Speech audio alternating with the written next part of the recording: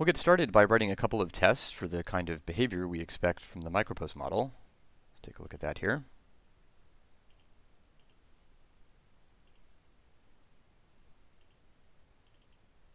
Let's open the user test too, just to remind ourselves what it looks like.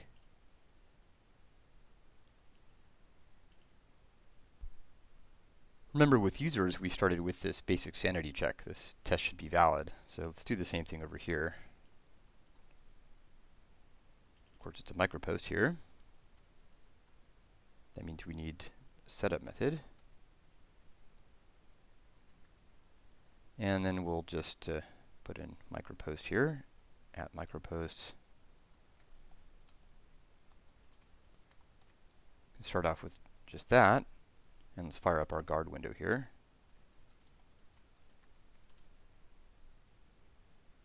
And if we save this here, it should be green.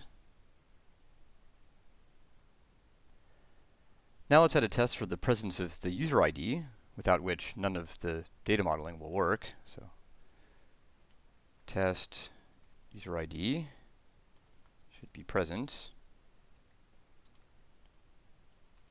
And then to do this, we want to set the micropost user ID to nil, but of course it doesn't even have the user ID right now, so let's change that.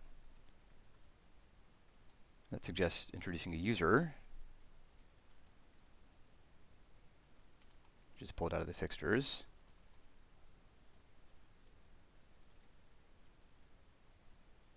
Now we can do this kind of assignment directly, but this is not idiomatically correct, and we're going to refactor this in just a few minutes. But for now, this will be fine. So now that we've set that user ID, let's do this.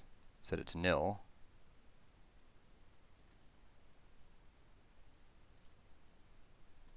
And then say it should not be valid.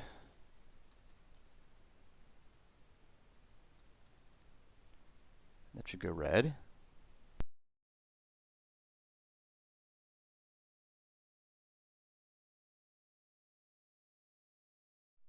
Right, so let's add the validation.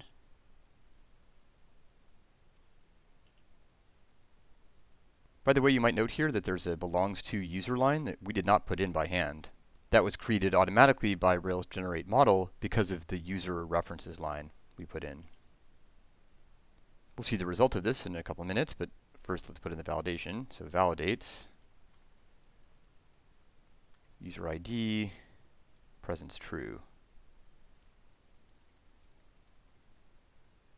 Should go green. All right.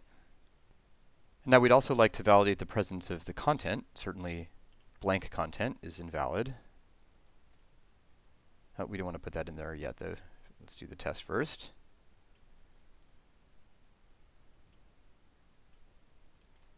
The content should be present, so let's do, I'm going to make a mistake here actually, so let's do content here. Content equals, let's just make it blank. Save it. Remember, I haven't saved this window over here. In fact, we can do this here. Save it again.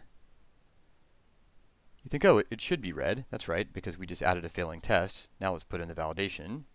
Validates content. Presence true. Now we think, oh, we should go green. But we didn't. And the reason is because now this test should be valid has failed right here. And that's because this micropost in the setup method doesn't have any content. The reason we added this sanity check test, just to make sure that the setup micropost is valid, was exactly to catch this sort of little mistake. So let's put in the content.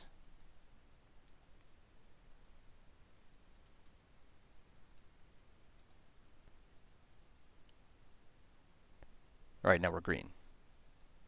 And finally, we want these to be microposts. That is to say, we want them to be small. So let's put a length constraint of 140 characters, just following Twitter's convention. So let's say test content should be at most 140 characters.